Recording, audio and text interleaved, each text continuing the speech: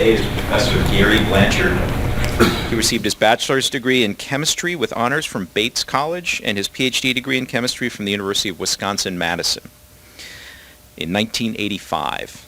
In that same year, he joined Bell Communications Research in Red Bank, New Jersey, where he worked on environmental and contaminants research and ultra-high-speed photonic signal processing. In 1991, Blanchard joined the chemistry faculty at Michigan State University as an assistant professor, rising through the ranks to professor in 1999. He also holds an adjunct appointment in Ag and Biosystems Engineering and serves as the Associate Chair for Education in Chemistry. His research focuses on interfacial science, nanoparticles, chemical sensing, and catalysis, and the development of novel methods for characterizing molecular species at trace levels on surfaces. Does that include lead? It can. Okay, good. His work has been supported by the National Science Foundation, the U.S. Department of Energy, and the National Institutes of Health, in addition to many private sector sources. Blanchard has published 200 peer-reviewed papers, holds 5 patents, and has graduated 30 PhDs and 8 master's degree students during his 24-plus years at Michigan State University. Today he's going to tell you about very exciting work on impact sensing, which is done in collaboration with Professor Marcus Dantas, who I think is sitting right there. And it represents a new area of investigation that has developed just over the past few years.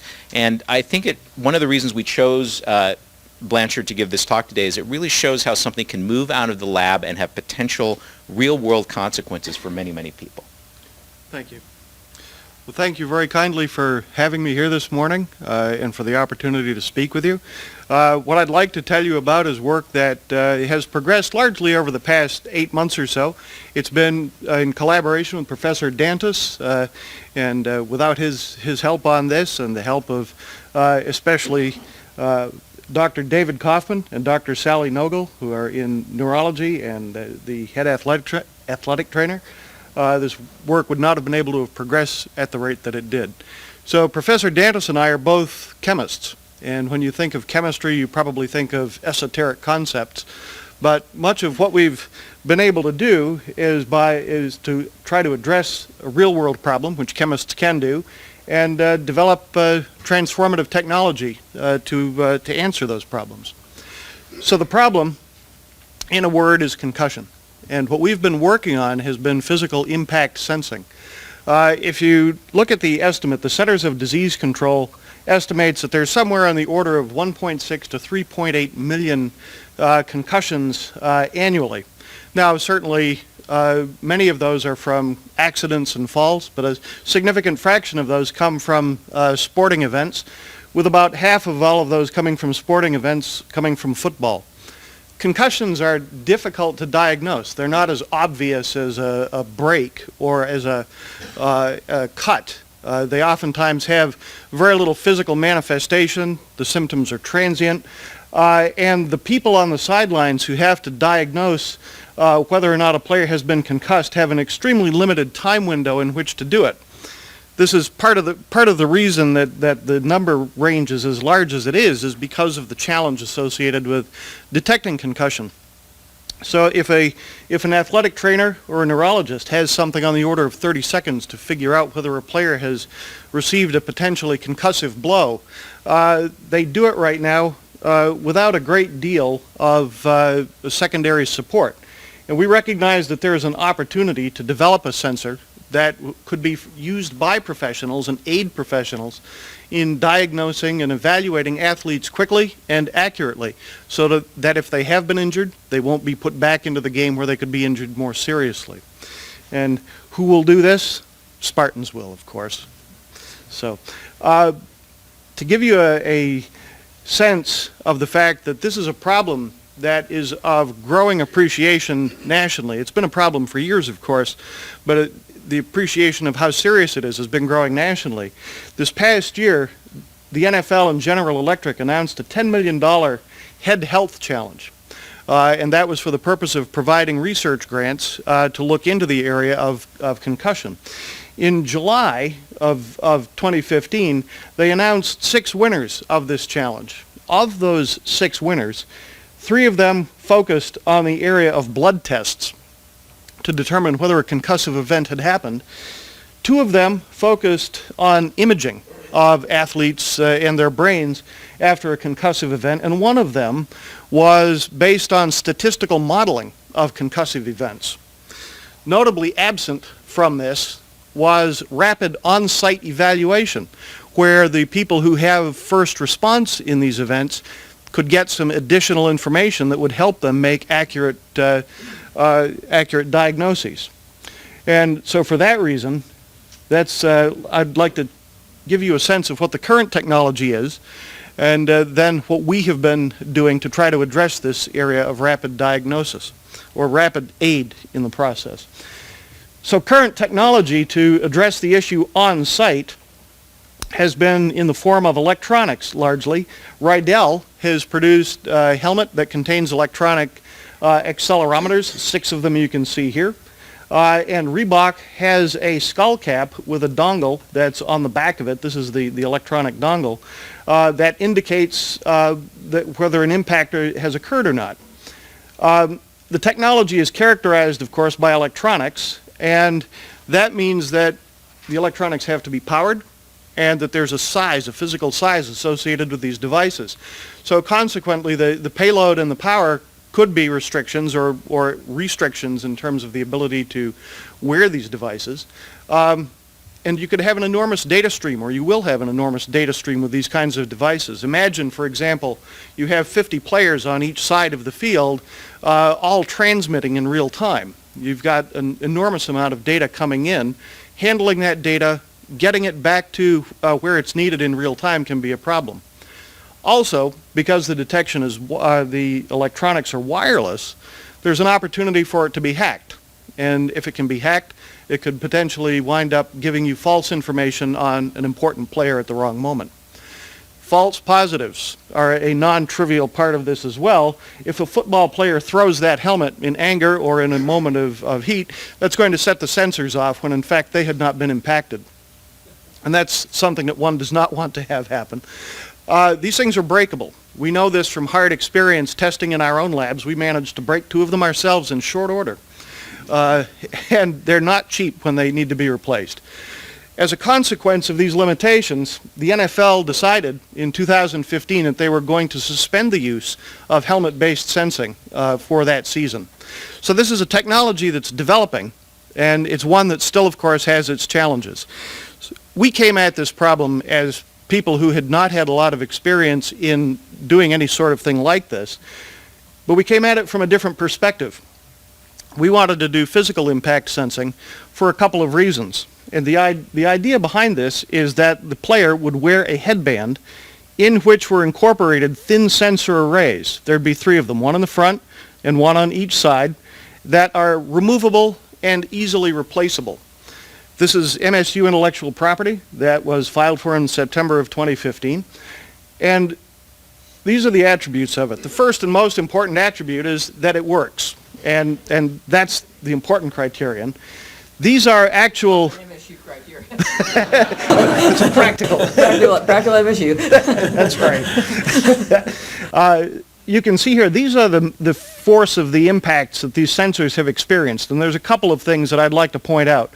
First of all, if you notice, at around 20 G-forces, there is no impact. You start seeing impact at around 30 G-forces.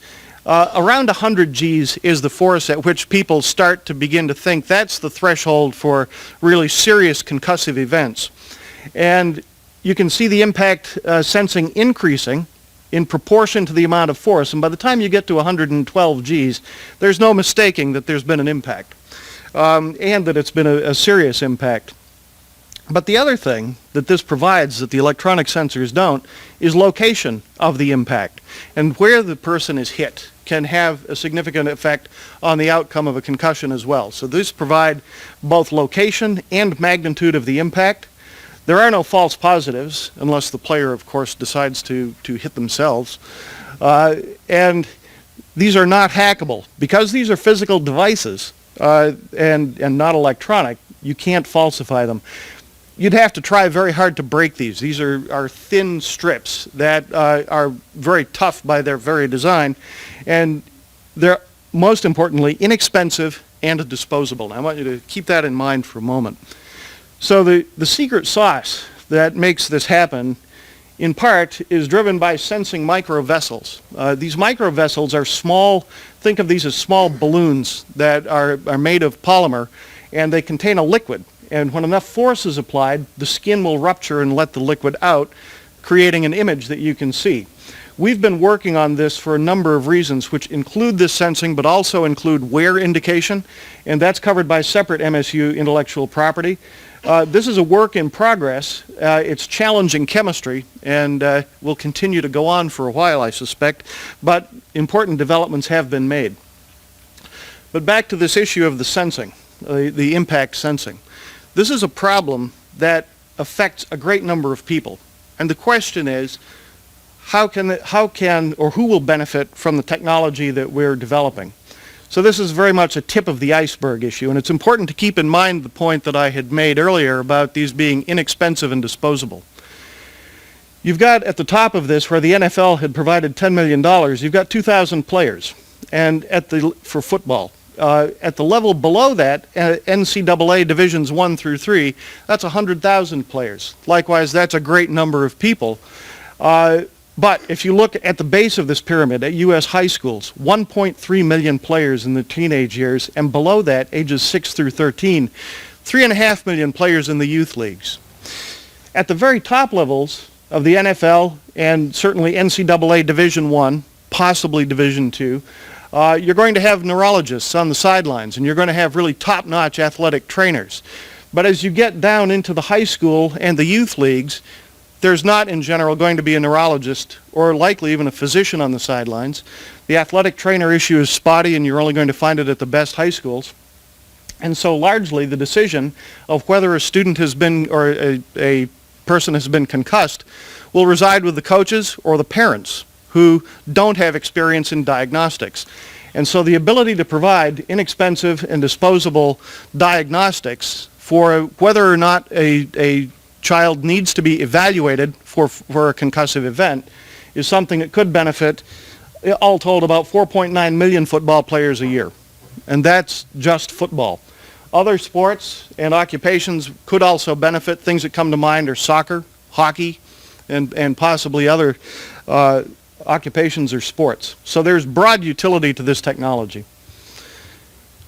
Where we are currently is we have, through the good graces of Dr. Nogel, we've had access to trial a couple of these headbands and sensors in practices during the MSU past football season, and we're deeply indebted to Dr. Nogel for that. We were able to work through, evaluate the utility of these sensors and to address some serious ergonomic issues that we've overcome in getting these to the point of deployment.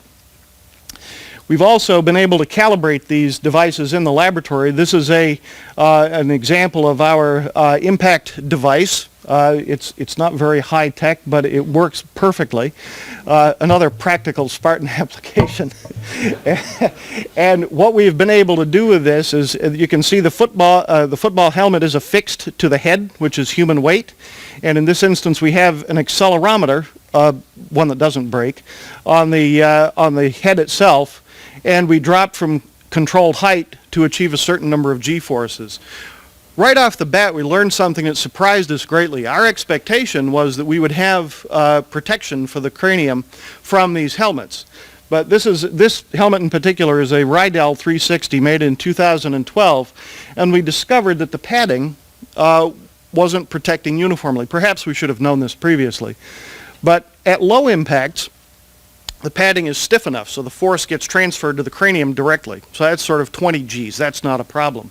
In the mid-range, around sort of 40 to 80 Gs, the padding is working. It's compressive enough so that it takes up a lot of the shock. But what bothered us is when you get up around 100 Gs, which is exactly where you start to worry about serious concussive force, you wind up having the padding fail. It becomes crushed, and all of the force is transmitted directly from the helmet to the cranium. Now, the questions that come about instantly are, does the padding age? How often do you need to change padding?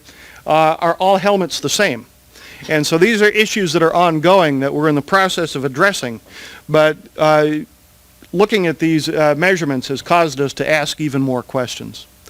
So where does this go from here? in terms of taking this to the next level, we're in the process of identifying resources that are needed in order for us to begin to address issues such as the performance of helmets that I just spoke about. I mean, there are a large number of helmets. We want to make sure that our Spartan athletes are getting the helmets that protect them the best and that they're performing at the level they should.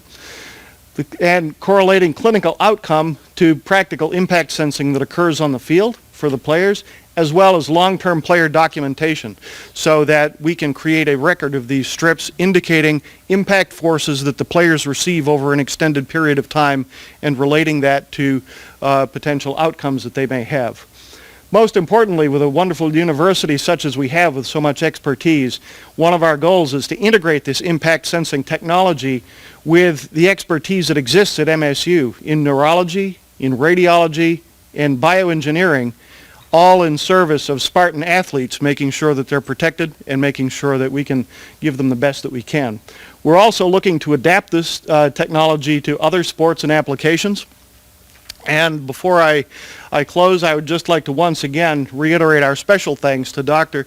David Kaufman, the head of neurology at MSU and a professor, and Dr. Sally Nogel, the head athletic trainer here.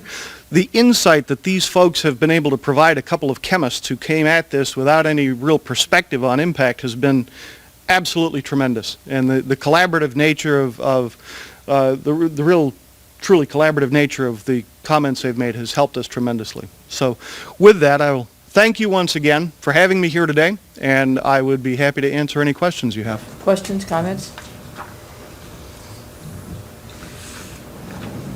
Could I just, could you give the elevator speech about why the chemistry is so hard? Because it really is very, very hard.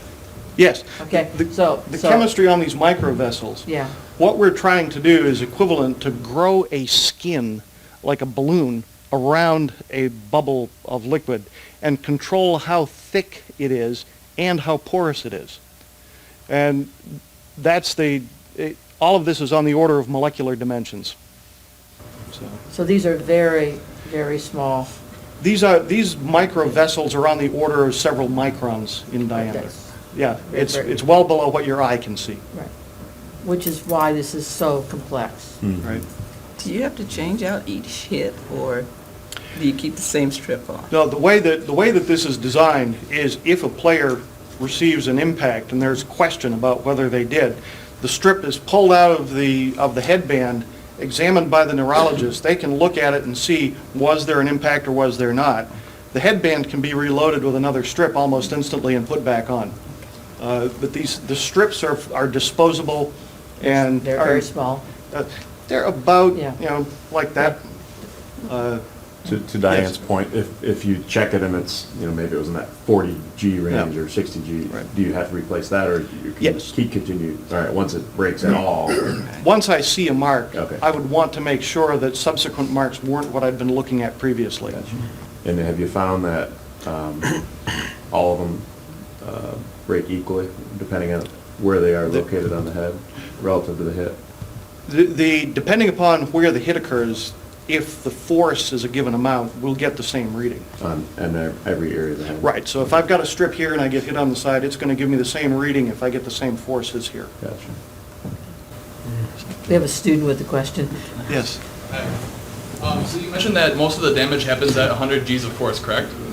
Well, it's a very difficult number to quantitate because different people have different physiological responses. One person can take what's considered to be a modest hit and be concussed. Another person can take a severe hit and not manifest any concussive symptoms. It's 100 Gs is a qualitative number that's sort of a threshold that people work by. But the real value, the real important thing is that the player, after an impact, a measurable impact, needs to be diagnosed by somebody who is a professional. I think the question I want to ask is because you mentioned age groups.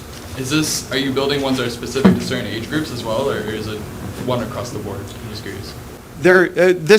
This project is still at a relatively early stage. We anticipate that different age groups would require different headband geometries, for example, and perhaps different strip dimensions depending on the size of their head. But the basic design itself would remain the same.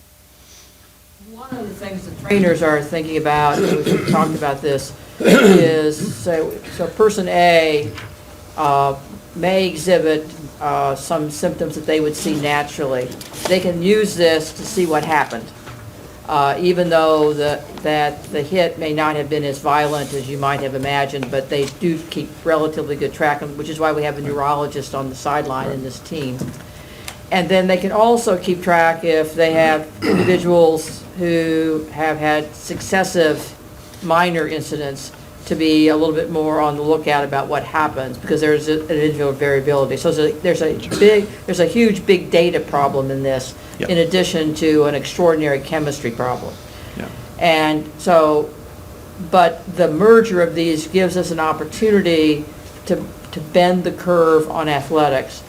It also is a technology that Trustee Foster's son is a lacrosse player, which I consider to be a very dangerous sport. Yes, it is. Myself, with sticks and balls and stuff. And it would and this technology with the headband could be potentially adaptable to things other than people who wear a huge helmet, Yes. which is the other really neat thing about this. But I don't want to understate how difficult growing these things is. Yeah. I mean, this is really a remarkable breakthrough in just the growing of these things. Steve? Thank you. Go ahead, Mel. Will your research population be exclusively Michigan State, or do you plan to expand that? What our immediate plans are, we're just now moving beyond the couple of initial prototypes to have a significant number of the headbands. And with the spring football practice coming up, the next opportunity to get more data will be to try to fit as many headbands as we possibly can on the players for MSU. Eventually, of course, this will move its way out as we get more expertise and more knowledge. We want to make sure everything is right at each step along the way before establishing a larger population. And when you're considering making strips and headbands like this, the headbands are fairly straightforward, but the number of strips can become rather daunting. And so looking at ways to manufacture these sensors in large enough numbers is an issue in and of itself right now. We're looking into ways of doing that more efficiently. Yes, I was hoping you could just say something about the moment of inspiration that you and Marcus had, and then what obstacles you really had to overcome to move the idea forward. Because we have many, many scientists on this campus who have ideas all the time, but it's usually a very small fraction that will actually take the idea and really try to move it that next step forward and build a product out of it. Well, where this idea came about was we recognized from the microvessels initially that that this was something that could potentially be useful for direct impact. It turns out that some of the microvessels that we've been building, depending upon how they're built, can have different utility. They might indicate wear more readily than impact. But the problem of impact didn't go away, and so Professor Dantas and I got brainstorming how would we actually detect impact using technology that might be related to these microvessels, but in a slightly different way. So we posed the question. The question itself had not gone away. The initial application of our technology wasn't steering in quite that direction, and we asked ourselves, how can we make this happen? And it was really that question of how do we, okay, if the model that we're using isn't right, what would we have to do to make it right? And it was actually a fairly quick brainstorming event that says, why don't we try this? And one thing led to another as a matter of trying it, and that's how it developed. But it's been through this whole process of developing the headband and the sensing has been through some pretty ugly renditions. Some of them that the neurologists, for example, wanted to have an impact sensor at each location where the EEG buttons were to go, and so that led to a cap that it looked like a porcupine. And clearly that wasn't going to succeed. But actually that was a case where talking with the football players themselves, and they've been tremendous in all of this. We asked them, so what do we need to make this useful for you? And they told us where the hits are actually occurring, and the fact that they're taught not to hit with the top of their heads. So it's around the side and around the front impact that is where most of the hits are occurring and where most of the need is. But yes, sir. Sorry to belabor the point. No problem. So if they're a one-use thing, I mean, if you absorb a hit 40 Gs. Yep. That happens all the time, I would suspect. I mean, pretty much anytime you're getting hit, aren't you going to impact? Well, the question, yeah, you're And you're not going to always show concuss. You're not going to be checked every play, is my point. So Right. So how do you know? You know, if you've already broken one or broken them all, you received a hit that Yeah. you didn't exhibit concussive signs. Right. Well, we see, typically, we've trialed these in football players, and we see that during the course of a practice, we may see a player that's exhibiting 20 G sorts of hits. That's not of concern. A neurologist will look at that and say that's not really of concern. But if a player is hit and is experiencing movement problems, sensory problems, cognition problems, that's when they'd take a look at it. There may be ways around this as well in terms of how the sensor is mounted or located, that it's visible to anyone if you took the helmet off. That's another way that you could have it. But if a player is concussed or is hit to the point where you would expect a concussive force, they're probably going to be evaluated anyway. So. Because I'm just thinking, like, maybe I absorbed a hit that was 50 Gs, Right.